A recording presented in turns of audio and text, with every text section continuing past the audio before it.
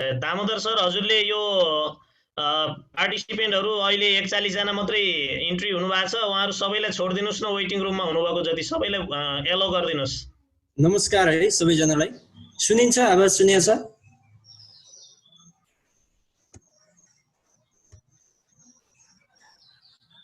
सुनिन्छ सर, सुनिन्छ। We are listening. Okay. सर्वप्रथम त यो हाम्रो रोमहर्सन सरलाई एकदम धेरै धन्यवाद। एन्ड अब यहाँ चाहिँ एकदम एक्साइटेड भइरहेको छु। यो फर्स्ट एक्सपिरियन्स हो मेरो यसरी अनलाइनमा यति धेरै साथीहरूसँग, शिक्षकहरूसँग र खास गरेर हाम्रो विद्यानाथ सर पनि त्यहाँ उपस्थित हुनुहुन्छ, बाबुराम सर पनि हुनुहुन्छ, लक्ष्मण सर पनि देखिरहनु भएको छ। म चाहिँ यो धेरै ढिला नगरिकन भनौँ अथवा यसलाई चाहिँ अरू भूमिका अथवा अरू सम्बोधनतिर नलागिकन आजको विषयवस्तुमा जान चाहन्छु। मेरो स्लाइडहरू चाहिँ त्यहाँ मैले सेयरिङ गर्नु पर्ला। स्लाइड आएको छ?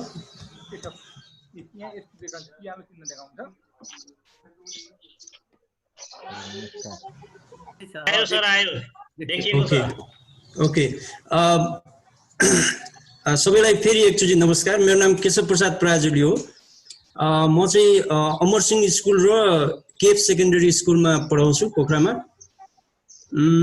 र जहाँसम्म यो स्क्र्याबलको कुरा छ, हामीले 2015 देखि पोखरामा स्क्र्याबल सुरु गरेका हौँ र यसमा सुरु गर्दाखेरि पोखरा सार्वजनिक पुस्तकालयको सानो त्यो हलबाट हामीले स्क्र्याबल सुरुवात गऱ्यौँ र थोरै थोरै गर्दै अहिले नेपालभरि करिब 40 वटा जिल्लाहरूमा स्क्र्याबल क्लबको ब्यानरमा स्क्र्याबल लगायत बोर्ड गेमका एक्टिभिटिजहरू गइरहेका छन्, चलिरहेका छन्। यो चाहिँ खास यसको सुरुवात चाहिँ हामीले एउटा शिक्षण सिकाइमा एउटा रूपान्तरण, ट्रान्सफर्मेसन भनेर भन्ने गरेका छौँ। हामीले यो पहिला रिफर्मेसन, सुधारको आवश्यकता भनेर सुरु गरेका थियौँ। अनि गएको वर्षदेखि सुधार भन्दा यसलाई रूपान्तरणतिर जान आवश्यक छ भनेर रूपान्तरण भन्ने शब्दहरू प्रयोग गर्यौँ। र शब्दभन्दा पनि यसमा हामीले खोजेको चाहिँ शिक्षण सिकाइमा कसरी विद्यार्थीहरूलाई बढी इन्गेज गर्न सकिन्छ, गेम बेस्ड लर्निङ लाई कसरी अगाडि बढाउन सकिन्छ भन्ने हाम्रो टार्गेट हो। स्क्र्याबल क्लबको कुरा गर्दाखेरि यो चाहिँ करिब अहिले चाहिँ यो स्लाइडमा पनि तपाईँहरूले देखिरहनु भयो होला, 2019 मा मात्रै आएर यो रजिस्टर्ड भएको छ भने यसमा चाहिँ यो मेम्बरहरू अनि हुनुपर्ने फर्मल चिजहरू सबै बनाइसकेका छ। र यो स्क्र्याबल क्लब पोखराकै इनिसिएसनमा 2016 देखि नेसनल स्क्र्याबल च्याम्पियनसिप र 2018 देखि चाहिँ इन्टरनेसनल स्क्र्याबल च्याम्पियनसिप पनि सुरु भइसकेको अवस्था छ भने 2019 को नोभेम्बरमा नेपालबाट 2 जना विद्यार्थी चाहिँ मलेसियामा भएको इन्टरनेसनल स्क्र्याबल मा पार्टिसिपेट गरेको इतिहास देखिन्छ। त्यसरी नै जाँदाखेरि चाहिँ यो सर र मैले केही बताउन आवश्यक जस्तो लाग्यो। यसको रिलेसन चाहिँ 2018 देखि बङ्गलादेशसँग छ स्क्र्याबल क्लब पोखराको। यसले चाहिँ अहिले हामीले तुरुन्तै एकदमै नजिकै गरेको काम चाहिँ स्क्र्याबल चाहिँ म्याथ इङ्ग्लिसमा उपलब्ध थियो जताततै। हामीले चाहिँ म्याथ र नेपालीको स्क्र्याबल चाहिँ एकदम नितान्त नेपालमै तयार गरेका छौँ, आफ्नै अब लोकल रिसोर्सेसहरू प्रयोग गरेर। र यो म्याथको चाहिँ गएको चैतमा प्रतियोगिता, पहिलो प्रतियोगिता गर्ने भनेर हामीले तयारी गरेका थियौँ। यो पेन्डेमिकको कारणले चाहिँ यसलाई स्टप गरेका छौँ। So if you have any queries about Scrabble Club Pokhara and the activities regarding the Scrabble and board games, you can write in the comment box also. त्यहाँ कमेन्टमा पनि लेख्दै जानु होला। म सर र यसको केही कुराहरू बताउन चाहन्छु। जस्तै अहिले खुसीको कुरा के छ भने यो पोखरा चिसाखोला वेद विद्याश्रममा पनि हामीले स्क्र्याबल क्लब गठनै गरेर स्क्र्याबलको एक्टिभिटिज त्यहाँ पनि सुरु गरेका छौँ भने अमरसिंह को करिब 40 जना ब्लाइन्ड स्टुडेन्टहरू मध्ये यो टोटल्ली के भन्छ आँखा नदेख्ने भाइ बहिनीहरू मध्ये केही देख्न सक्नेलाई हामीले लो भिजन भन्ने, त्यो लो भिजन बच्चाहरू र सिर्जना बहिरा स्कुलका विद्यार्थीहरूले पनि स्क्राबल भर्खरै सिकेको हामीले देख्न सक्छौँ। म यो अगाडि बढ्नको लागि चाहिँ सानो हजुरहरूसँग एउटा एउटा सानो चाहिँ जानकारी लिन चाहन्छु। तपाईहरुमध्ये कतिजनाले चाहिँ यो स्क्राबलको बारेमा थाहा पाउनु भएको छ सर र कमेन्टमा लेखिदिनु होला। यो किनभने कसैलाई थाहा छ, कसैलाई कति पनि थाहा छैन। एकदमै थाहा छैन भने धेरै तलैबाट जानु पर्ला हैन, डिटेल बताउनु पर्ला, नत्र भने म अगाडि त्यही अनुसार जाँदै गर्छु।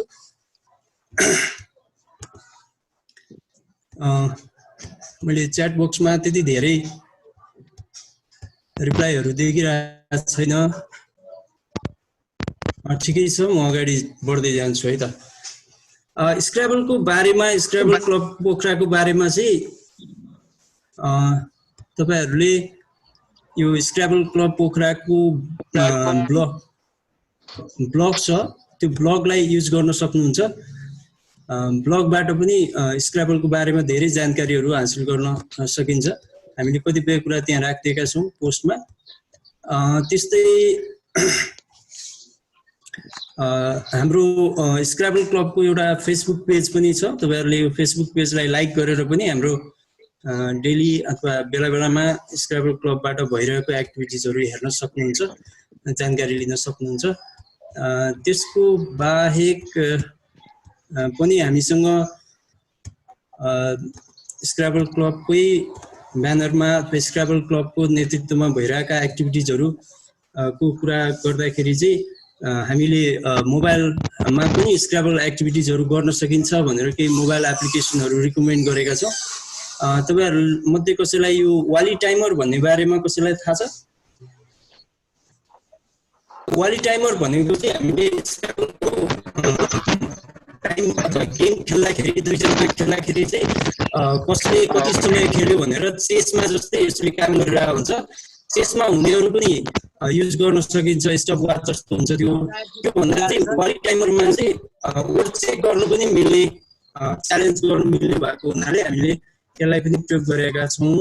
यो चाहिँ अलि बढी नै इन्टरनेसनली एक्सेप्टेड भर्सन हो। हामीले अहिले वाली टाइमर युज गरिरहेका छौँ। पहिला हामी स्क्राबल वर्ड चेकर भन्ने एप्लिकेसन युज गरेर खेलाउने गर्थ्यौँ। त्यसपछि यो मैले तल 5-6 वटा चाहिँ मोबाइल एप्लिकेसनहरूको नाम दिएको छु। यी चाहिँ मोबाइलमै स्क्राबल खेल्नको लागि मैले रिकमेन्ड गरेको, मलाई चाहिँ निकै मजा लागेको। अहिले चाहिँ स्क्राबल EA भन्ने म्याटलको एउटा स्क्राबल थियो, त्यो चाहिँ अहिले ब्यान भएको छ, बन्द गरेको छ कम्पनीले। अहिलेलाई सबभन्दा धेरै अनलाइनमा खेल्न मिल्ने चाहिँ स्क्राबल गो हो। स्क्राबल गो चाहिँ निकै फेमस छ। त्यससँगै क्रस क्रेज फ्री, यो चाहिँ पनि धेरै बच्चाहरूले मन पराउँछ किनभने यसको चाहिँ फेस चाहिँ एकदमै राम्रो छ। अनि word master, this is very interesting because it gives a kind of training and क्लुजहरू दिन्छ यसले। लेक्चुलस पनि रमाइलो छ। वर्ड डोमिनेसन चाहिँ अनलाइन मात्रै चल्छ र वर्ड स्टार चाहिँ मैले यो वर्ड स्टार चाहिँ भर्खरै मात्रै 2-3 दिनदेखि मैले प्रयोग गरिरहेको छु। एकदमै सफ्ट, एकदमै रमाइलो खालको एप्लिकेसन छ। तपाईहरुले एप्लिकेसनहरू प्रयोग गर्न सक्नुहुन्छ, यो कपी गर्नु होला। अब कम्प्युटरतिर जानु पर्यो भने कम्प्युटरमा खेल्नको लागि चाहिँ मैले धेरैचोटि रिकमेन्ड गर्ने गरेको अथवा मेरो कम्प्युटरमा मैले प्रयोग गरेको चाहिँ स्क्राबल 3D हो। स्क्राबल 3D एकदमै धेरै एडभान्स छ। अलिकति ठाउँ चाहिँ लिन्छ कम्प्युटरमा, ल्यापटपमा, तर पनि कम्प्युटरमा खेल्नको लागि चाहिँ स्क्राबल 3D राम्रो छ। होइन म अनलाइनमै खेल्छु, अनलाइनमा स्क्राबलको रेटिङ पनि पाउनको लागि के छ भन्नुहुन्छ भने तपाईले isc.ro भनेर जानु होला। यो चाहिँ धेरै मान्छेहरूले खेल्नुहुन्छ, म पनि कहिलेकाहीँ खेल्छु। अलिकता स्लो खेलिने भएको हुनाले विद्यार्थीभन्दा हाम्रो रेटिङ चाहिँ पछाडि नै पर्छ। तर पनि यसमा चाहिँ डाइरेक्ट अनलाइन बसेर खेल्नुपर्ने हुन्छ। 15 मिनट 20 मिनटसम्म अथवा आधा घन्टा टाइम लिएर खेल्न र आफ्नो रेटिङ फाइन्ड आउट गर्न राम्रो एउटा एप्लिकेसन हो यो अनलाइन एप्लिकेसन। त्यो बाहेक तपाईलाई स्क्राबलको बारेमा अरू जानकारीहरू चाहियो भने रुल्सहरू यताउति अफिसियल इन्टरनेसनल रुल्सहरू मेम्बरसिप लगायतका कुराहरू चाहियो भने चाहिँ स्क्र्याबल अस्ट्रेलियाको वेबसाइट पनि छ। यो चाहिँ ग्लोबल्ली एक्सेप्टेड छ। यसमा धेरै कुराहरू छन्। रिसोर्सेसहरू हामीले स्क्र्याबल क्लब पोखराले कतिपय रिसोर्सेसहरू यसैबाट लिने गरेका छौँ। त्यो बाहेक केही कन्ट्रीहरूमा स्क्र्याबल खेल्नको लागि प्रयोग गरिएको एप्लिकेसनको नाम चाहिँ जिजिबा हो। यो जिजिबा पनि तपाईँहरूले आफ्नो जानकारीमा राख्न सक्नुहुन्छ। त्यो बाहेक म थोरै यो स्क्र्याबलको रुल्सहरूको बारेमा जान्न चाहन्छु। स्क्र्याबलको रुल्सहरूको कुरा गर्दाखेरि चाहिँ मैले यहाँ सकेसम्म म्याथ, इङ्ग्लिस र नेपाली तीनवटैको कुरालाई जोड्न खोजिरहेको छु। इङ्ग्लिसमा हो भने 100वटा टाइल्स हुन्छन्। नेपालीमा हो भने चाहिँ अलिक बढी छ, 285वटा छन्। तपाईँहरूले कुरा बुझ्नुहुन्छ होला। नेपालीमा व्यञ्जन र स्वर वर्ण को लागि गरेर छुट्टै छुट्टै र इङ्ग्लिसमा 26 लेटर्स भित्र सबै आउने। इङ्ग्लिसमा चाहिँ नेपालीमा चाहिँ साह्रै धेरै हुनुपर्ने रहेछ। अनि त्यो सँगै यसको बोर्डको साइज पनि ठुलो छ। नेपालीको चाहिँ इङ्ग्लिसको बोर्ड साइज चाहिँ 15x15 छ भने नेपाली र म्याथको बोर्ड साइज चाहिँ 19x19 को छ। इङ्ग्लिसमा 100 टाइल्स, म्याथमा चाहिँ हामीले 190 टाइल्स राखेका छौँ र नेपालीमा चाहिँ 285 टाइल्स छ। त्यो बाहेक चाहिँ प्लेयर्सले एकचोटिमा इङ्ग्लिसमा हो भने 7वटा, म्याथमा पनि म्याथमा 8वटा र नेपालीमा चाहिँ 7वटा टाइल्स लिएर यो गेम खेल्ने गर्छन्। र मैले चाहिँ यहाँ एउटा एक्जाम्पल दिन चाहेको हो। तपाईँहरूले यहाँ एउटा यो खेल्ने बेलामा ब्यागबाट चाहिँ हामी यस्तो टाइल्सहरू निकाल्छौँ। कुनै टाइल्स ऱ्यान्डमली निकाल्ने हो ब्यागबाट निकाल्दा जस्तै इङ्ग्लिसको 100वटा टाइल्स मध्ये यो लेटर्सहरू आयो भने यसबाट कसरी वर्ड बनाउने भन्ने खालको कुरा हुन्छ। वर्ड बनाउनको लागि चाहिँ प्रत्येक टाइल जस्तै ई भन्ने टाइल छ भने त्यसको तल यसको लेटर भ्यालु हो। त्यो 1 चाहिँ ओ को लेटर भ्यालु 1 भयो, आई को लेटर भ्यालु 1 भयो, जी को लेटर भ्यालु 2 भयो, एम को 3 भयो र यसरी प्रयोग गरेर नयाँ शब्द बनाउने। जस्तो मैले के सोचेँ भने योबाट बन्न सक्ने शब्द MANGO म्याङ्गो, किनभने सकेसम्म लामो शब्द होस् र सकेसम्म धेरै लेटर भ्यालु भएका शब्दहरूलाई प्रयोग गरियो भने धेरै नम्बर आउँछ भन्ने यसको तरिका हो। र यो खेल्दाखेरि जहिले पनि लेफ्टबाट राइट गएर अथवा टपदेखि डाउन गएर खेल्छ। एक्रस क्रसवर्डमा र यसमा फरक हुने भनेको क्रसवर्डमा कहिलेकाहीँ छड्के पनि जान पाइन्छ, डायगोनल्ली पनि जान पाइन्छ भने यसमा चाहिँ त्यो व्यवस्था छैन। र यो फर्स्ट प्लेयरले त्यसरी खेलिसकेपछि सेकेन्ड प्लेयरले पनि आफूसँग भएको टाइल्सहरूबाट लगेर फर्स्ट प्लेयरले खेलेको वर्ड्ससँग कम्तीमा एउटा लेटरसँग जोडेर नयाँ वर्ड बनाउने, यसलाई नै स्क्र्याबल भनिन्छ। म्याथमा हो भने चाहिँ त्यो वर्डको सट्टामा हामी शब्दको सट्टामा हामी इक्वेसन गरेका छौँ। तपाईँहरूलाई यो म्याथ स्क्र्याबलको बारेमा जानकारी चाहियो भने इक्वेट भन्ने एउटा गेम छ। त्यो चाहिँ सायद भिडियोहरूमा युट्युबहरूमा चाहिँ उपलब्ध छ। इक्वेट खेल्न सक्नुहुन्छ। त्यसबाहेक यो स्कोर कसरी राख्ने भन्नको लागि चाहिँ हामीले क्युमुलेटिभ स्कोर राख्ने भन्छौँ। र पहिला लास्ट इयरसम्म हामीले चाहिँ 4 जनासम्म विद्यार्थी एउटै टेबलमा खेलाउने गर्थ्यौँ। हामीसँग रिसोर्सेस कम भएको हुनाले अहिलेलाई चाहिँ हामी अलिकता अगाडि बढेर इन्टरनेसनल स्ट्यान्डर्ड अनुसार 2 जना विद्यार्थी एउटा बोर्डमा खेल्न दिने गरेर खेलाउने गरेका छौँ। बोर्डहरू चाहिँ बजारमा यो डिपार्टमेन्टल स्टोर्सहरूमा उपलब्ध हुन्छन् अथवा कोही त्यस्तो भेन्डर्सहरूबाट पनि खरिद गर्न सकिन्छ। म्याथ र नेपालीको स्क्र्याबल छ भने चाह्यो भने चाहिँ पोखरा पब्लिक लाइब्रेरीमा हामीले तयार गरेको फ्लेक्स लगायतका सामग्रीहरू पोखरा पब्लिक लाइब्रेरीबाट उपलब्ध हुन सक्छ। त्यस्तै ट्रे स्कोर भन्छौँ, जो बच्चाहरूले अब बोर्डमा स्कोर लेख्दै गएर लास्टमा चाहिँ खेलिसकेपछि त्यो आफ्नो ट्रेमा कुनै वर्ड खाली बाँकी रहेको छ भने त्यो लेटरको भ्यालुलाई चाहिँ माइनस गरेर फाइनल स्कोर निकालिन्छ। जस्तै board score minus tray score equal to final score हुने यसको चलन हुन्छ। गेम चाहिँ कहिले सकिन्छ भन्ने खालको प्रश्न आउन सक्छ कहिलेकाहीँ। गेम सकिन्छ, यदि टाइमै सक्यो भने गेम सकिहाल्यो। जुन प्लेयर जुन हालतमा छ त्यहीँबाट माइनस हुन्छ र कोही एकजना प्लेयरले भएको सबै टाइलहरू सिध्याउनु भयो भने पनि गेम सकिन्छ। त्यो बाहेक चाहिँ यदि प्लेयरहरूले सबैले पास गर्नुभयो, दुईजना प्लेयरले पास गर्नुभयो भने पनि गेम सकिन्छ। त्यो बाहेक चाहिँ बोर्ड बनाउने बेलामा भएको त्यो 7वटै टाइलहरूलाई प्रयोग गर्छ। जस्तै म्याथमा हो भने इक्वललाई प्रयोग गर्नु आवश्यक छैन, भएका 7वटा टाइल्सहरू सबै प्रयोग गरेर यदि वर्ड अथवा इक्वेसन बनाइयो भने त्यसलाई बिङ्गो भनिन्छ। त्यतिखेर चाहिँ +50 बोनस पनि प्राप्त हुन्छ। यो हाम्रो केही पिक्चरहरू हो पहिला स्क्र्याबल खेल्दाखेरिको। यो साइडमा तपाईँहरूले एउटा बोर्ड गेमको खेलेको नमुना पनि देख्न सक्नुहुन्छ। त्यहाँ फाइलहरू दिएको छ अनि हल्का केही प्राइजहरू चाहिँ डिस्ट्रिब्युट भएको छ। ओके, हजुरहरूलाई अलिकति बोरिङ लाग्ला एकहोरो बोलिरहेको छु। तपाईँहरूमध्ये कतिको गेमहरू प्रयोग गर्नुहुन्छ आफ्नो क्लासमा? सर्ट कमेन्ट बक्समा कति जति प्रयोग गर्नु होला, जस्तै 1 2 3 4 5 6 होइन। मलाई एकदमै धेरै खेलाउँछु मेरो क्लासमा गेमहरू भन्ने लाग्छ भने 9 तिर जानु होला, होइन भने तल 0 1 2 3 तिर आफ्नो नम्बर दिनु होला।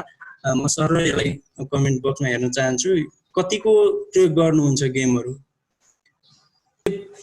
तपाईहरुलाई एउटा काम दिइरहेको छु सबै पार्टिसिपेन्ट्सहरुलाई। Why do you use games in the classroom? यसलाई एकछिन अलिकता 1-2 लाइन लेख्ने अथवा 1-2टा सेन्टेन्सहरु लेख्ने प्रयास गर्नुस् न। के को लागि प्रयोग गर्नुहुन्छ? जस्तै do you agree with my answers only or you want to add something more? यहाँ भइरहेको आन्सर बाहेक अरु पनि थप्न सक्नुहुन्छ अथवा यही आन्सरहरुमा केही elaboration or if you want something some clarification about these kind of words यहाँ लेखिएको आन्सरहरु जस्तै गेम किन प्रयोग गर्छ भन्दा मोटिभेसन गर्नलाई, क्लासको लेसन रिभ्यू गर्नलाई अथवा अफेक्टिभ फिल्टरहरुलाई लोअर डाउन गर्नलाई, कम गर्नलाई, इन्क्रिज बच्चाहरुलाई अलि बढी टक टाइम दिने हो कि encourage personal involvement or informal student assessment को लागि पनि प्रयोग गर्न सकिन्छ। अब यहाँ फन प्र्याक्टिस फर ल्याङ्ग्वेज, किनभने ल्याङ्ग्वेजमा यो ल्याङ्ग्वेज सँगसँगै आउने अरु किनभने ल्याङ्ग्वेजले त सबै सब्जेक्टहरुलाई असर गरिरहेको हुन्छ। यो आन्सरहरु पनि शेयर गर्नु होला। ओके, म थोरै बोर्ड गेम्सहरुतिर जान चाहन्छु, सायद हामीसँग टाइम पनि कमै हुन्छ। यो बोर्ड गेमको कुरा गर्दाखेरि बोर्ड गेममा खास गरेर यसको सबभन्दा इम्पोर्टेन्ट कुरा भनेको बोर्ड गेमको भिजुअल अपियरेन्स नै हो। कतिको राम्रो बनाउन सकिन्छ, कतिको अट्र्याक्टिभ बनाउन सकिन्छ भन्ने खालको कुरा हो। भिजुअल गेम्सहरु भिजुअल अपियरेन्सको लागि हामीले चाहिँ सकेसम्म हजुरलाई 3 मिनेट छ है सर, 3 मिनेट डिजाइनिङहरुलाई प्रयोग गर्नु होला। र बोर्ड गेममा चाहिने मेटेरियल त्यहाँ तल मैले दिएको छु, बोर्ड चाहिन्छ, डाइस चाहिन्छ, गेम पिसेसहरु प्रयोग गर्न सकिन्छ। र बोर्ड गेम्समा बच्चाले चाहिँ एउटा सर्टेन पाथलाई फलो गरेर एन्डमा पुग्नु पर्यो, अथवा जस्तै लुडो खेल्या जस्तै हुन्छ अथवा स्नेक एन्ड ल्याडर टाइपको गेमहरुलाई राख्न सकिन्छ। म केही एक्जाम्पलहरु देखाउन चाहन्छु तपाईहरुलाई यो कसरी खेल्ने भनेर हेर्नलाई। यहाँ केही सजेसन पनि बनाएको छु। खास गरी यो एउटा बोर्ड गेम हो, जस्तै यसमा स्टार्ट भन्ने ठाउँ देख्नु भयो होला तपाईहरुले।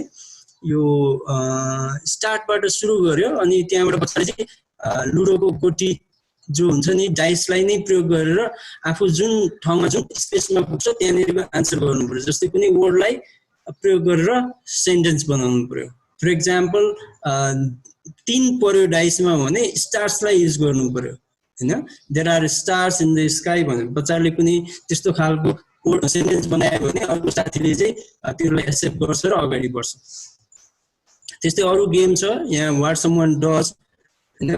For example on the beach, on vacation, in a car, हैन? त्यो खेल्दै जाने हो त्यसरी नै। र what do I know about, this is another game, and name three places you'd like to go someday and why, this kind of questions can be there। यो मैले भर्खरै बनाएको एउटा बोर्ड गेम थियो, let's talk about health भनेर एउटा board game बनाए। अनि यो सिडी चढ्दै सारै रफ भयो सर, कसले कोर्यो होला। यो धेरै नै के भित्रको कुरा कोही भित्र देख्दा पनि देखिएन। ओके, र फाइनली मैले यहाँ केही कन्क्लुजन जस्तो केही चिजहरू बनाएको थिएँ, केही जस्तै गेम्सहरू एजुकेसनमा कतिको बेनिफिट्स हुन्छ। मैले आज खास गरेर यो स्क्र्याबलको केही केशव सर चिजहरू मात्रै राखेँ। केशव सर हजुर हजुर हामीसँग हजुर अब हजुर सर। एकदम थोरै समय छ। अब हामी यसपछि दोस्रो सेसनमा हामी हाम्रा आजका प्रमुख अतिथि विशिष्ट अतिथि लगायतसँग हामी यसको बारेमा पनि अनि त्यसपछि हजुरको यसको गेम स्क्राइबलको बारेमा के कुराहरू उठेको बारेमा हामी चाहिँ छलफल गर्नेछौँ। अब हामीसँग अत्यन्त छोटो समय भएको हुनाले हजुरले यसलाई टुङ्ग्याउनुहोस्। त्यसपछि यहाँ साथीहरूले जसले यो मैले कन्ट्रोल गर्दा गर्दै पनि यहाँहरूले यो बोर्डमा चाहिँ केरिदिनु भएको छ। यहाँहरूको नाम चाहिँ यहाँ अहिले पब्लिस नगरिहालौँ। कसकोबाट केरियो भन्ने कुरा पनि यहाँ स्क्रिनमा आइरहेको छ। कृपया यसलाई हटाइदिनु होला।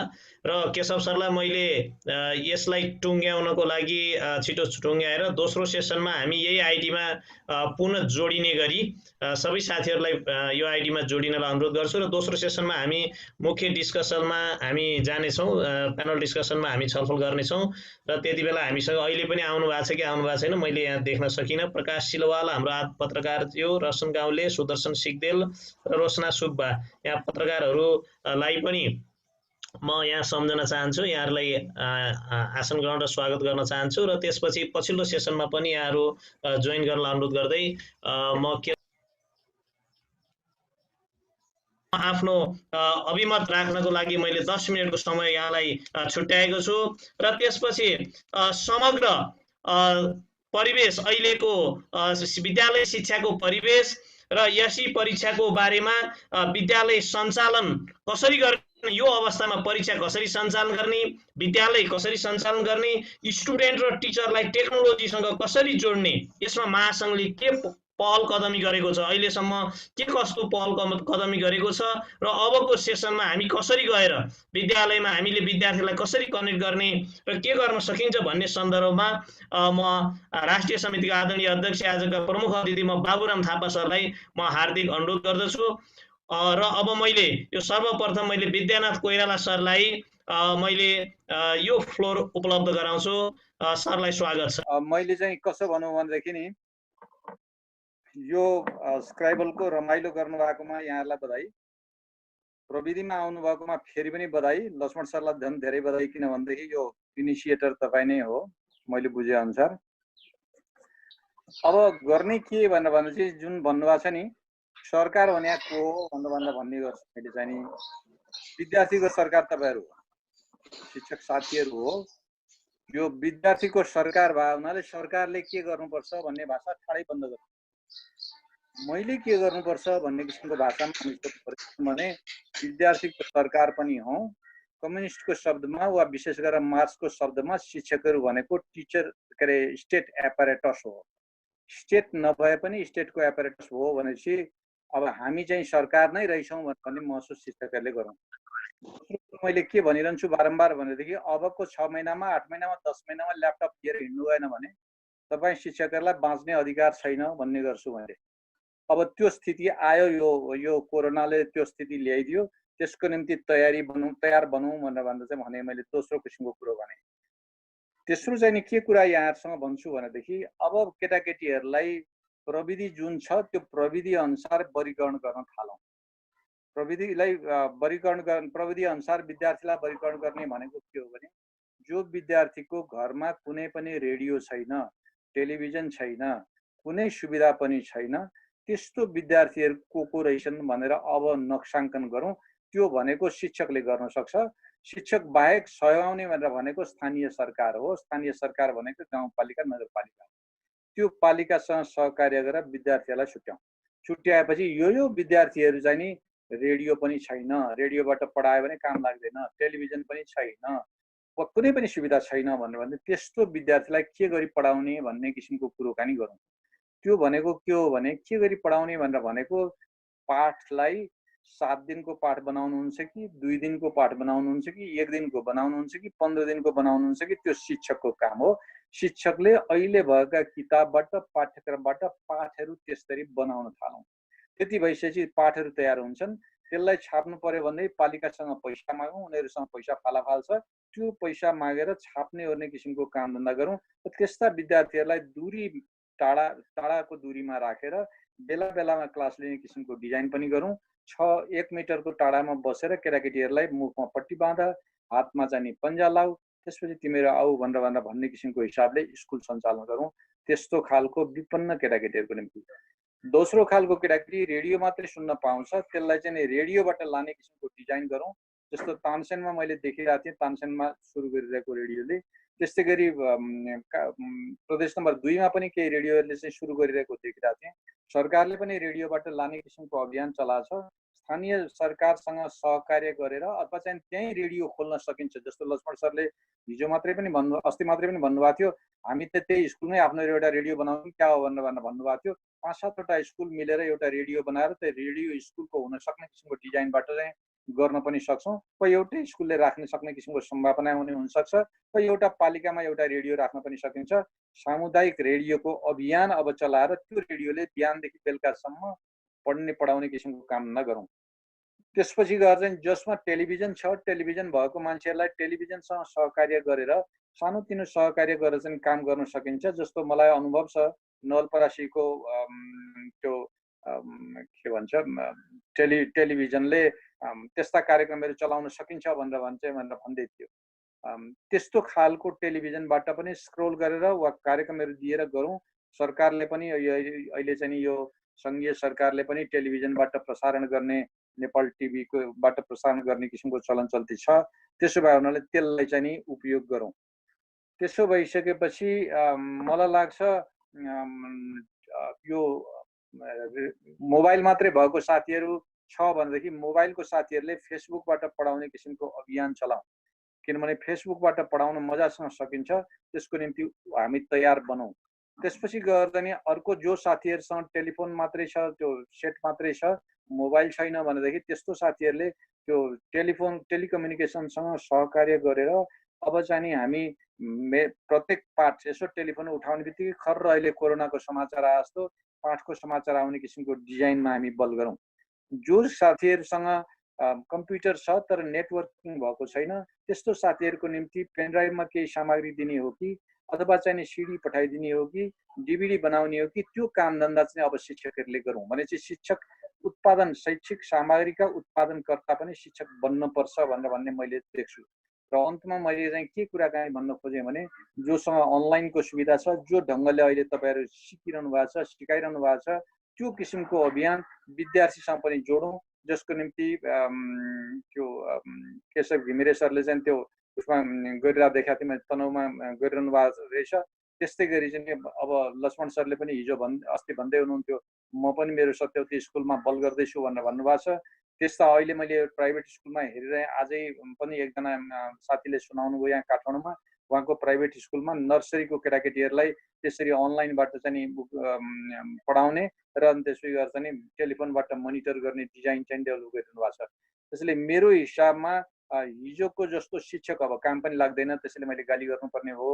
अब प्रविधिमा सिपालु हुनलाई तपाईँहरू बल गर्नुभएकोमा सलाम ठोक्ने भए। अब चाहिँ नि कमसेकम त्यो अभियानमा लागौँ। मलाई लाग्छ यसरी गर्न सक्यौँ भनेदेखि हामीले कायापलट पनि गर्न सक्छौँ।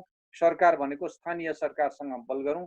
सङ्घीय सरकारले ध्यान दिन थाल्यो भने अब बाबुराम सर हुनुहुन्छ, बाबुराम सरले भन्नुहोला त्यो हुटिट्याउँले आकाश थाम्ने जस्तो किसिमको गरेर 4वटा किताबहरूले बनाउने, त्यो किताब जम्मैतिर पुर्याउने, यी थोत्रा कुराकानी बन्द गरिदिउँ। प्रत्येक पालिकामा प्रत्येक शिक्षक साथीहरूले यो सामग्री बनाउन थालौँ। शिक्षक महासङ्घका साथीहरूले वा शिक्षक सङ्गठनका साथीहरूले बकाइदासँग आफ्ना साथीहरूलाई चाहिँ यो प्राविधिक तालिममा चाहिँ तालिम प्राप्त बनाउने किसिमको हिसाबमा अभियान चलाउँ। अबको यस्तै ढङ्गले गयो भनेदेखि भोलिको मूलधारको स्कुल भनेर भनेकै प्रविधिको स्कुल हुन्छ। नभयो भने पनि यसलाई चाहिँ नि समानान्तर अथवा एक अर्कोको पूरक हुने गरेर चाहिँ मूलधारको एउटा क्लास होला, त्यसपछि गएर यो पूरकको रूपमा जाला वा समानान्तर रूपबाट जाला। त्यो ढङ्गले लानुपर्ने परिवेश भावनाले यहाँ तयार हुनुहोस्। मैले गाली गरे होइन, म आजदेखि कति वर्ष अगाडिदेखि यही भन्दैछु। साथीहरूले सुन्नुपर्ने बाध्यता चाहिँ कोरोनाले ल्याइदिएको भने कोरोनालाई पनि धन्यवाद। यहाँहरू बल गर्नुभएमा यहाँहरू अब मलाई गाली गर्नुपर्ने केही छ भने भन्नु होला।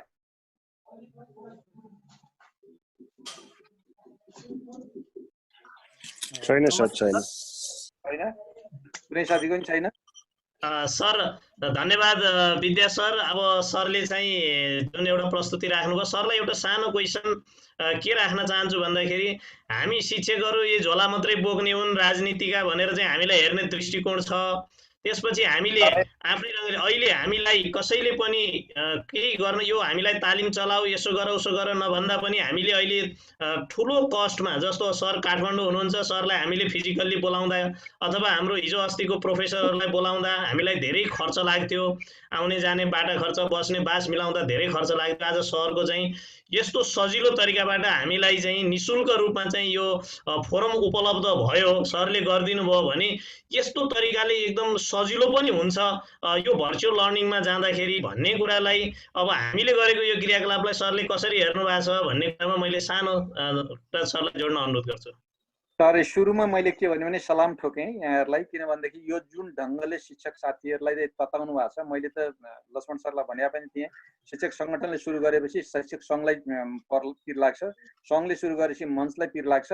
एउटा त्यो ढङ्गले अगाडि बढाउँ, एउटा त्यो किसिमको हिसाबको निम्ति चाहिँ यो सुरुवात भएकोमा मैले धेरै धेरै सलाम ठोकेँ। र म त के आशा गर्छु भनेदेखि अब देशका सबै शिक्षकले यदि मोबाइल वा कम्प्युटर अथवा चाहिँ यो प्रविधिसँग अभ्यस्त हुनुहुन्न भने तपाईँहरूलाई जागिर खाने हक छैन भनौँ। अब ती मान्छे मेरा सङ्गठनमा सदस्य हुँदैनन् भनेर भन्ने चाहिँ हिम्मत गरौँ।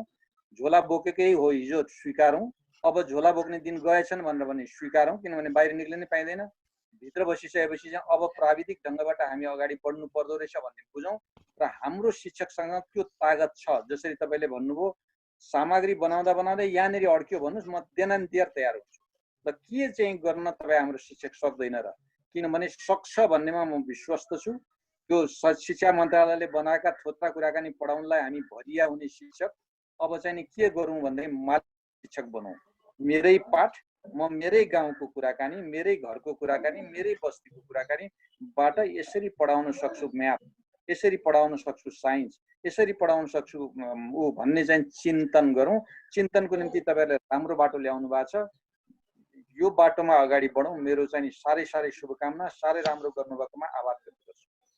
धन्यवाद डाक्टर साहब। अब यसपछि मैले राष्ट्रिय समितिका आदरणीय अध्यक्ष लक्ष्मण सरलाई अब शिक्षक सङ्गठन मार्फत शिक्षकहरूलाई कसरी परिचालन गर्ने हुँदा यो सरको कन्सेप्ट अब हामीले यहाँ एउटा सुरुवात गरिरहेका छौँ। आज हामी चैतको 22 गतिबाट आजसम्म निरन्तर आइरहेका छौँ। हामीले एकदम काठमाडौँ जस्ता सहरहरूमा बसेका जुन विज्ञ साथीहरूलाई पनि हामी धेरै ठाउँबाट कनेक्सन गराएका छौँ।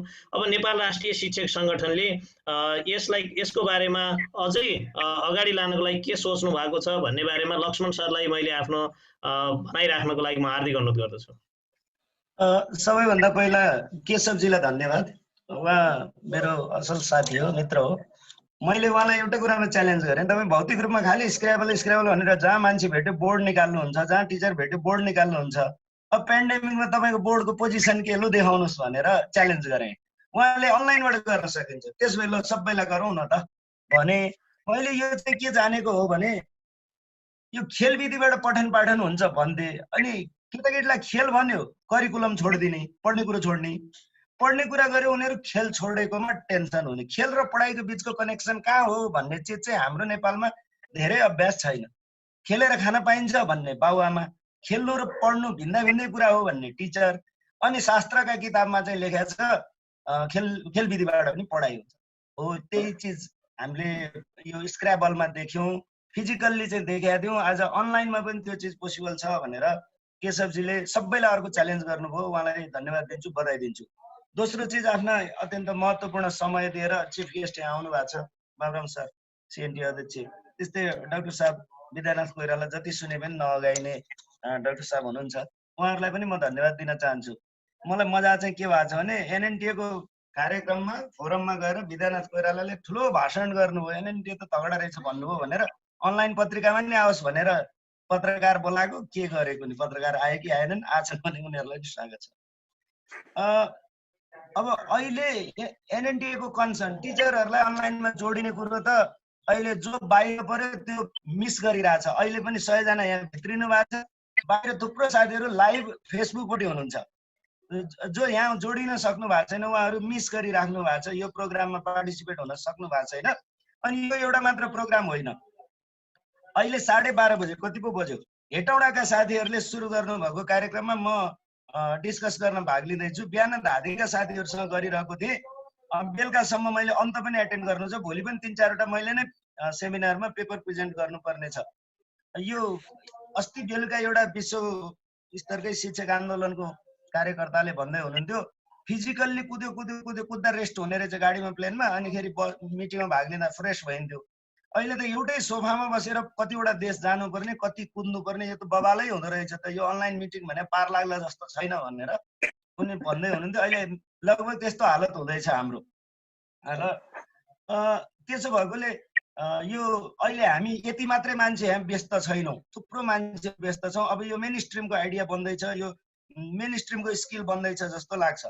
र साथीहरूलाई मैले हिजो पनि भने कि अस्ति भने कुनै दिन, अब जुम एनएनटिए कास्कीका लागि काम छैन सिद्धो।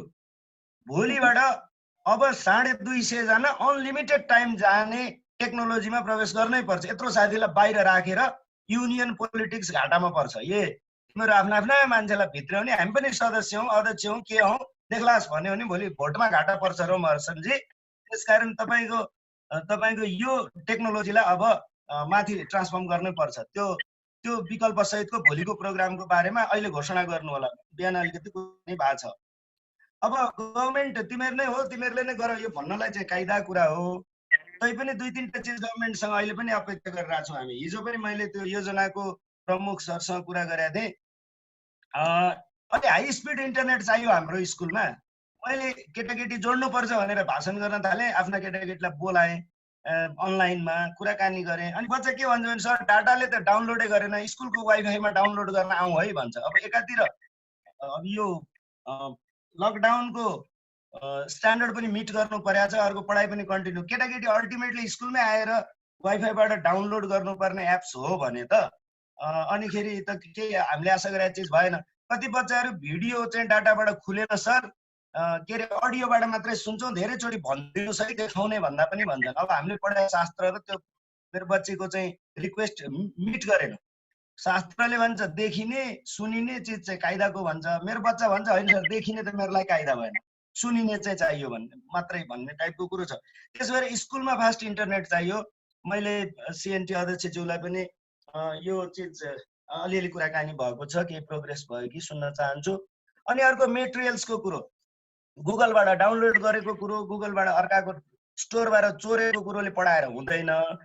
हाम्रो सरकारले हाम्रो करिकुलममा आधारित अत्यन्त धेरै पावर पोइन्ट, भिजुअलहरू, टेक्सचुअलहरू, अरू अडियो मेटेरियलहरू एकदम भेराइटीको डिपार्टमेन्टल स्टोरमा जस्तै लिक्विडमा पनि पाइने, ट्याब्लेटमा पनि पाइने, लोसनमा पनि पाइने भन्ने जस्तो भेराइटिज अफ सामग्रीहरू भएको चिज चाहिँ हामीले फ्री अफ कस्ट झिक्न पाइयोस् र केटाकेटीलाई डेलिभर गर्न पाइयोस्, त्यस्तो गरी सामग्री चाहियो। अनि लास्टमा एउटा कुरो, अब सटारिकल कसैले नभन्दै हुन्थ्यो, एनसियुडी भन्ने एउटा चिज थियो, आजभोलि त त्यो नाममा त छैन। त्यहाँ पनि विज्ञ विशेषज्ञहरू भनेर खुब हाम्रो अगाडि ठुला मान्छेहरू देखिन्थ्यो। ऊ बेलामा कहाँ गयो, अहिले हामीलाई कहीँ काम लाग्छ भने उहाँहरू पाल्दै हुन्थ्यो यतातिर कतै, सिक्न बाँकी रहेछ ल हामी छौँ भनेर। हिजोका विज्ञ विशेषज्ञहरू ठुला मान्छेहरू हराएकोमा चाहिँ चिन्ता जाहेर गर्न चाहन्छु। र लास्टमा यहाँ सहभागी हुने साथीहरू चाहिँ म एउटा नोटबुक अनि एउटा डट पेन लिएर यहाँ आउँछु। अब तपाईँहरू के गरे, कोही ओछ्यानमा सुत्या देख्छु मैले, कोही यता हल्लिया छ, कोही उता हल्लिया। यो पाराले ट्रेनिङ हुँदैन, फेरि यो त मनोरञ्जन मात्रै हुन्छ। यसरी होइन, तपाईँहरूलाई चाहिएको चिज टिप्नु पर्ला, वेबसाइट वेब एड्रेस टिप्नु पर्ला, के चाहिन्छ होला भनेर अलिक फर्मल्ली पार्टिसिपेट गरौँ। अबको टेक्नोलोजीले साँच्चीकै फिजिकल्ली पनि प्रिपेयर नभएको साथीलाई इन्ट्री नगराउने सिस्टम स्ट्रिक्टली लागू गर्नुपर्छ। हामी कहाँ धेरै मान्छे भइसकेपछि त के छ, हामी चुज गर्न सक्छौँ। साँच्चीकै मेहनती साथीहरू, केही तयारी पनि गरेर आउने साथीहरू, विद्यार्थीसँग जोडिसकेका साथीहरूलाई हाइली प्रायोरिटाइज गर्नुपर्छ। विद्यार्थी कहाँ छ मलाई त थाहा छैन, जस्ट फर इन्टरटेनमेन्ट भन्ने टाइपका साथीहरूलाई अब इन्ट्री दिन सकिँदैन। विद्यार्थीसँग के प्रब्लम आयो, त्यो समस्या कसरी हल गर्ने हो भन्नेतिर हामी जानुपर्छ। त्यसो भएकोले अब आउने सेमिनारहरूमा चाहिँ म कसले विद्यार्थी जोड प्रब्लमहरू भयो त्यो सेयर गर्न चाहन्छौँ, सबैका अनुभवहरू सेयर गर्न चाहन्छौँ। 1 बजे दिउँसो आज मेरो म्याथमेटिक्सको एसएलसीको बच्चा बच्चीसँग म्याथमेटिक्सको टिचरको इन्ट्रेक्सन छ, के बेनिफिट भयो भोलि सेयर गर्छु। धन्यवाद अध्यक्षज्यू। मैले हजुरलाई रोकेँ। अब हामीसँग 8 मिनट समय छ। अब मैले आजको 8 मिनटको समय मैले आजका कार्यक्रमका प्रमुख अतिथि बाबुराम थापा सरलाई, राष्ट्रिय समितिका महासङ्घका राष्ट्रिय समितिका अध्यक्ष बाबुराम थापा सरलाई म यो सबै समय चाहिँ मैले बाबुराम सरलाई यहाँभन्दा पछाडिको सबै समय बाबुराम सरलाई दिँदै म यो उहाँलाई स्वागत गर्दछु। धन्यवाद। म बिदा पनि नेपाल शिक्षक महासङ्घको एउटा महत्त्वपूर्ण घटक एनएनटिए र एनएनटिएको पनि गण्डकी प्रदेशको 11 जिल्ला मध्येको सक्रिय जिल्ला कास्कीले आयोजना गरेको यो कार्यक्रम आदरणीय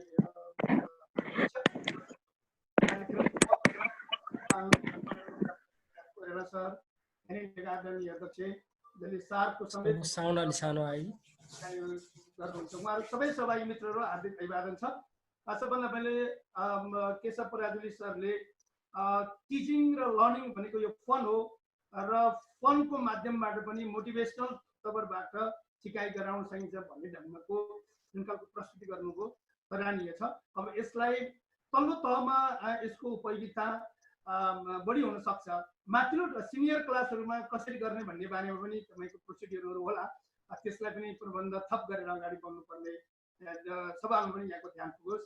अब यो लर्निङ भनेको चाहिँ दुईटा कुरा, एउटा चाहिँ त्यसको प्रोसेस र अर्को प्रोडक्सन होइन। प्रोसेस भनेको चाहिँ एक्टिभिटिज हो, अनुभव हो, अनि प्रोडक्सन भनेको चाहिँ त्यो एक्टिभिटिजबाट प्राप्त गरेको व्यवहारिक रूपान्तरण हो। यो गर्ने सिलसिलामा फर्मल्ली गर्ने कुराहरूमा त यी सबै कुरा रहलान्, तर हामी विशेष गरी हामी टिचरहरू भनेको चाहिँ ड्राइभर हो। सरले भन्दै हुनुहुन्थ्यो यो शिक्षकहरू सबैभन्दा मेजर कम्पोनेन्ट हो। तपाईँले जे पनि गर्न सक्नुहुन्छ, तपाईँसँग स्किल छ अगाडि बढ्नु, छैन भने हकेल्नुहोस् पछाडितिर भन्नुभएको छ। त्यो कुरामा करिब दम छ, तर शिक्षकलाई त्यसो पार्नुपर्छ भन्नको निम्ति पनि प्रयत्न प्रबन्धहरू गर्न अगाडि पनि बढ्नु भइरहेको छ। थप बढेर पोलिसी मेकरहरूलाई थप भन्न पनि सरसँग म आग्रह गरेँ। विद्यानन्द सरले दिनुभएको फोन हुनेहरूलाई कस्तो गर्न सकिन्छ, कसरी टिचिङ लर्निङमा उहाँहरू इन्भल्भ गर्न सकिन्छ, रेडियो मात्रै हुनेलाई कसरी, टिभी हुनेहरूलाई कसरी, अनि केही नहुनेलाई कसरी भन्ने खालको जुन उहाँको इन्डिकेसन छ त्यो मननीय छ। त्यसलाई पनि हामीले मनन गर्नुपर्छ।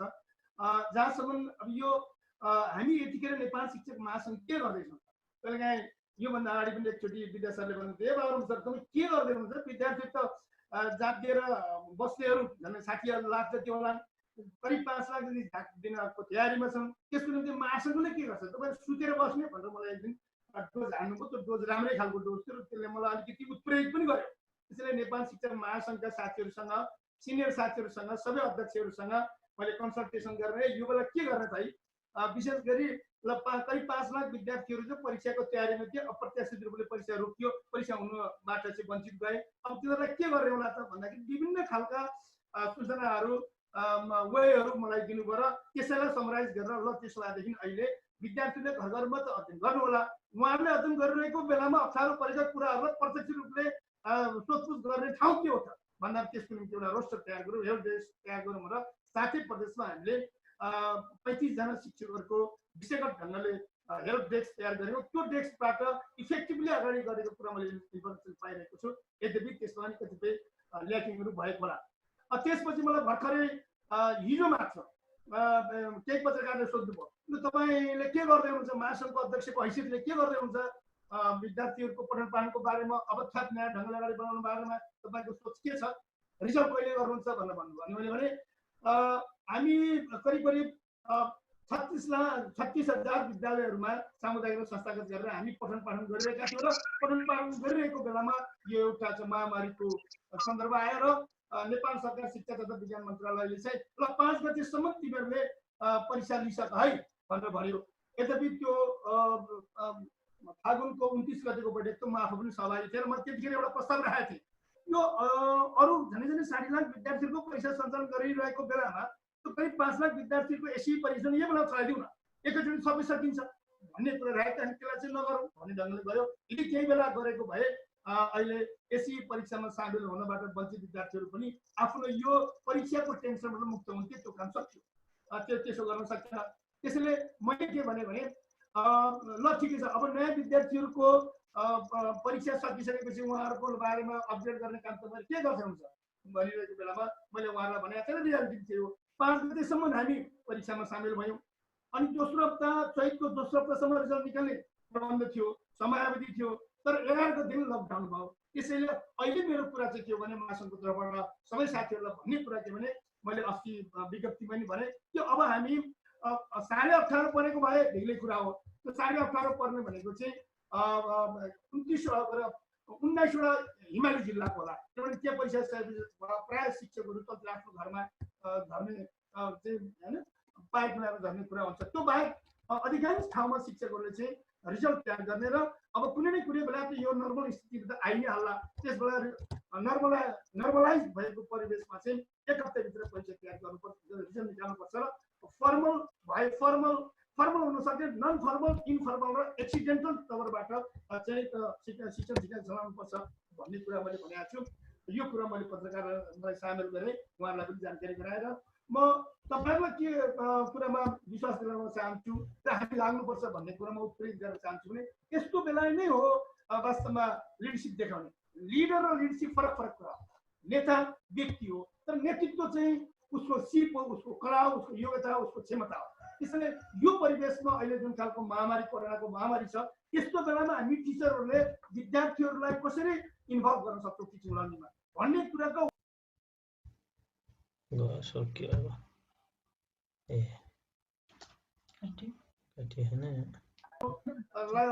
गरिरहेको छ। त्यो महत्त्वपूर्ण छ। यो मुलुकभरि चलाएको छ। विशेष गरी तनहुँको केशव घिमिरे सरले त मलाई लाग्छ नेपालमै एउटा नमुनाको रूपमा उहाँले अगाडि बढाइरहनु भएको छ। सो हाम्रो काम पनि वास्तवमा हामी ड्राइभर हौँ। हामी ड्राइभरहरूको काम कहिले हुन्छ, कहिलेकाहीँ एकदम पिच रोडमा पनि ड्राइभिङ गर्नुपर्ने हुन्छ, कहिले अफ रोडमा पनि ड्राइभिङ गर्नुपर्ने हुन्छ, कहिले 18 पनि ड्राइभिङ गर्नुपर्ने हुन्छ, अहिले 18 छ। यस्तो बेलामा हाम्रो मेजर सरकार भनेको विद्यार्थी नै हुन्, अभिभावक नै हुन्। त्यसैले विद्यार्थीहरूको लर्निङलाई कसरी व्यवस्थित गर्न सकिन्छ भन्ने बारेमा अहिले अत्यन्त राम्रो अवसर पनि छ। किनभने 18ले अवसर दिन्छ होइन, सङ्कटले समाधान खोज्छ। अहिले यो खालको परिवेश त थिएन। तपाईँ हामी सबैलाई थाहा छ 2072 साल वैशाख 11 गते भूकम्प भयो।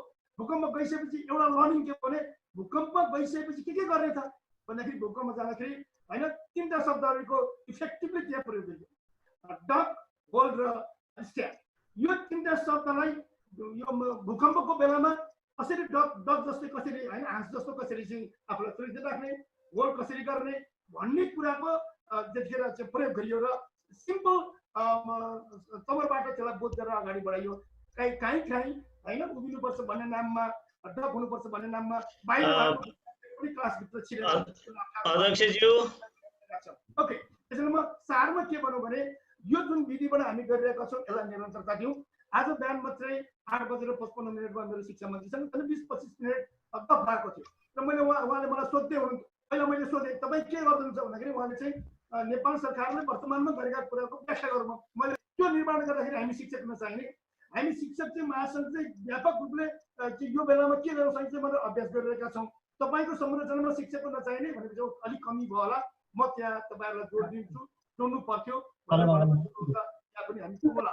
यसैले मित्रहरू यतिखेर हामी चाहिँ हाम्रो बारेमा भइरहेको टिप्पणी शिक्षकहरूले चाहिँ मौन बसे, शिक्षकहरूले केही गरेनन् भन्ने कुरालाई हामीले एउटा प्रोडक्सनमा देखाइरहेका छौँ कि होइन यस्तो अप्ठ्यारो बेला पनि हामीले हाम्रो संरचना, हाम्रो प्रयत्न यसरी पनि गरिरहेका छौँ है टिचिङ लर्निङको निम्ति भन्ने कुराको जुन नमुना अहिले हामी दिँदैछौँ, यो नमुना मात्र होइन यसलाई एक्सटेन्सिभ ढङ्गले अगाडि बढाउनु कि कास्की जिल्ला जो गण्डकी प्रदेशका 11 जिल्ला मध्येको एउटा महत्त्वपूर्ण जिल्ला, यद्यपि कास्की जिल्ला पनि पहाडी जिल्ला हो भौगोलिक रूपले, जहाँ यसको चाहिँ होइन एउटा महानगरपालिका, 4वटा पालिकाहरू छन्, 5वटा स्थानीय तह भएको यो पालिकाभित्र कतिपय पहाडी जिल्लाहरू पनि छन्, पहाडी पालिकाहरू पनि छन्। यसलाई व्यवस्थापन गरेर जुन तपाईँले प्रबन्ध गरेर टिचिङ लर्निङको कुरालाई यस्तो बेलामा के गर्न सकिन्छ भन्ने कुरा पनि गर्नुभएको छ, यो सराहनीय छ। र म सबै साथीहरूलाई नेपाल शिक्षक महासङ्घको अध्यक्ष गइसकेले यस्तै जसरी आज एनएनटीए को यो कास्की जिल्लाले टिचिङ लर्निङको बारेमा एउटा लर्निङ चाहिँ एउटा टिचिङ लर्निङ आर्ट पनि हो, साइन्स पनि हो र यसलाई फनी ढङ्गले कसरी गर्न सकिन्छ भन्ने खालको जुन नमुना दिएको छ, यो नमुनालाई एनएनटीएले त गरि नै रहेको छ। एनएमटीले पनि सबै आफ्नो 77 जिल्लामा र त्यसका पालिकाहरूमा एनटीले पनि युएनटीले पनि एन्टाले पनि विद्यालय कर्मचारी लगायत सबैको सहयोगबाट यतिखेरको यो अप्ठ्यारोमा चाहिँ शिक्षण सिकाइ क्रियाकलाप घरमा बसेर भए पनि अगाडि लैजाउँ भन्ने कुरामा ध्यान पुगोस्। वास्तवमा टिचिङ लर्निङको अहिले सिद्धान्त घोकेर सिद्धान्त पढेर शास्त्र पढेर हुने कुरा होइन। यस्ता शास्त्रहरू हामी विभिन्न खालका शास्त्रहरू हामी पढिरहेका छौँ। त्यो शास्त्रलाई हाम्रो परिवेशमा कसरी प्रबन्ध गर्न सकिन्छ भन्ने कुरालाई ल्याउनु जरुरी छ। पुरानो शास्त्र हेर्यौँ भने अहिले एसआर लर्निङ चाहिँ लर्निङ थ्योरी अहिले मलाई उपयुक्त लागिरहेको छ। अहिले मैले सम्झना गरेँ स्टिमुलस लर्निङ थ्योरी इभेन प्याब्लोले जे 19औं शताब्दीमा होइन तयार गर्नुभयो र एउटा चाहिँ बिरालोलाई प्रयोगमा ल्याउनु भयो र होइन कुकुरलाई जस्तो कुकुरलाई चाहिँ भोक लागेको बेला मासु दिने, मासु दिएपछि र्याल काट्ने, अनि पछि चाहिँ घन्टी बजाएर मासु दिने, तब र्याल काट्ने, अनि घन्टी मात्रै बजाउँदाखेरि नकाट्ने भनेको अर्थ अप्ठ्यारोमा कन्डिसनल ढङ्गले कसरी जानुपर्छ भन्ने कुरा चाहिँ एसआर लर्निङको कुरा बेन्टिक प्याब्लो रसियन मनोवैज्ञानिकले गर्नुभएको थियो र पछि उहाँले नोबेल प्राइज पनि पाउनु भएको छ। अर्थात् अहिले अप्ठ्यारोको बेलामा कसरी क्रिएटिभली टिचिङ लर्निङ गर्न सकिन्छ भन्ने कुराको रिसर्च गर्ने काममा तपाईँ हामी लाग्नु पनि पर्छ, लागिरहेका छौँ। यसको निरन्तरता र नेपाल सरकारले पनि आफ्ना पुराना तौर तरिकाहरू केन्द्रीकृत ढङ्गले राख्ने होइन कि त्यसलाई एक्सटेन्सिभली तल होइन लाने काममा र शिक्षकहरूलाई हातमा लिएर अगाडि बढ्ने काममा थप ध्यान पुर्याउन जरुरी छ। र स्थानीय पालिकाहरूले पनि हामी शिक्षकहरू भनेको चाहिँ मेजर कम्पोनेन्ट हौँ। अहिले पनि मैले हामी ड्राइभर हौँ, टिचिङ लर्निङ सिस्टमका मेजर ड्राइभरहरू हामी हौँ भने हामी ड्राइभरहरू जस्तो सुकै अप्ठ्यारोमा पनि गाडी हाँक्न सक्छौँ है। अफ रोडमा हाँक्ने पनि हाम्रो बानी छ है। त्यसैले यो हाम्रो महत्त्वपूर्ण पङ्क्तिलाई टिचिङ लर्निङको पङ्क्तिलाई चाहिँ हातमा लिएर अगाडि बढ्न कि पालिकालाई, प्रदेशलाई र केन्द्रीय सङ्घलाई पनि म आग्रह पनि गर्न चाहन्छु र शिक्षकहरू बिना शिक्षण सिकाइ क्रियाकलाप इफेक्टिभली अगाडि बढ्न सक्दैन।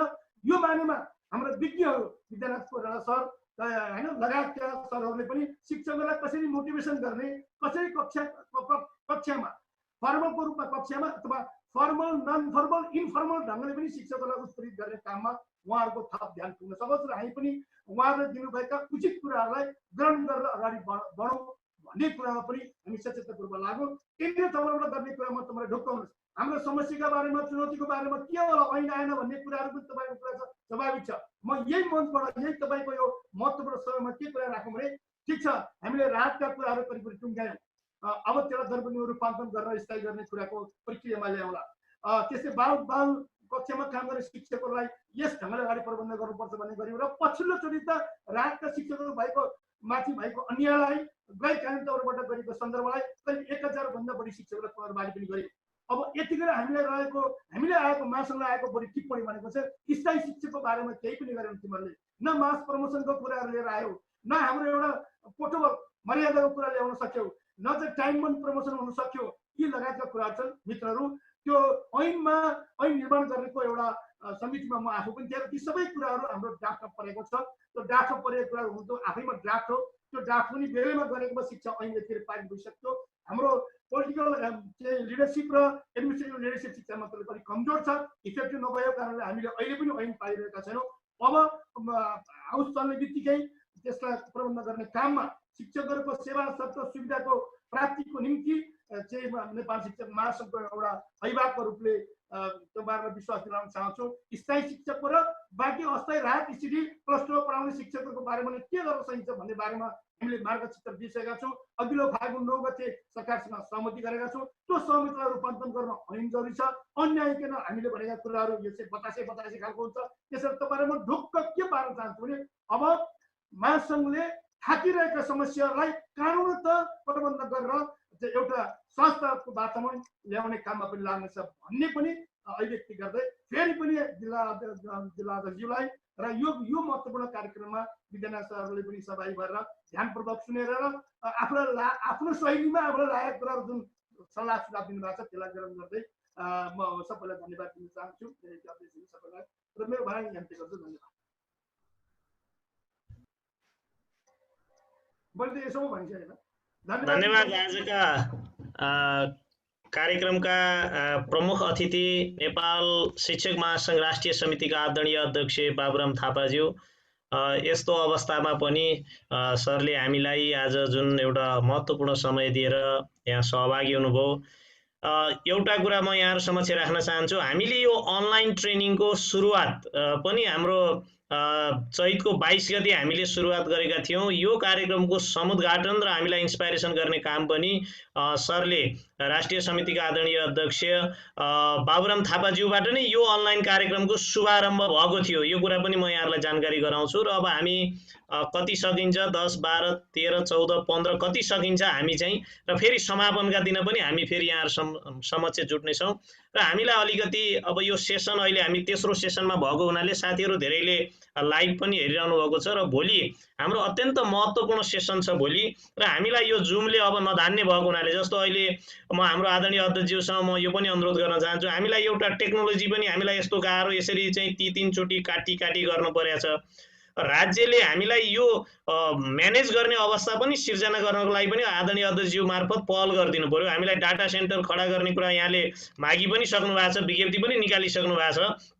अब मन्त्रालयले हामी शिक्षकहरूलाई, हाम्रा विद्यार्थीहरूलाई, हाम्रा विद्यालयहरूलाई कम्तीमा पनि एउटा सजिलैसँग डाटा चाहिँ उपलब्ध हुने र हामीले जुन यो टेक्नोलोजी अहिले 40 मिनेटमा कटिने, किन भन्दा यहाँभन्दा बढी हामीलाई पैसा तिर्न पर्छ, हामीले फ्रीमा चलाएको भने हामीलाई यसरी फ्रीमा एक्सेस हुने कुराहरू पनि राज्यले उपलब्ध गराउनको लागि यहाँबाट पहल हुनेछ भन्ने हामीलाई चाहिँ विश्वास छ। र अब हामी भोलिको कार्यक्रमको बारेमा केही थोरै म जानकारी गराउन गइरहेको छु।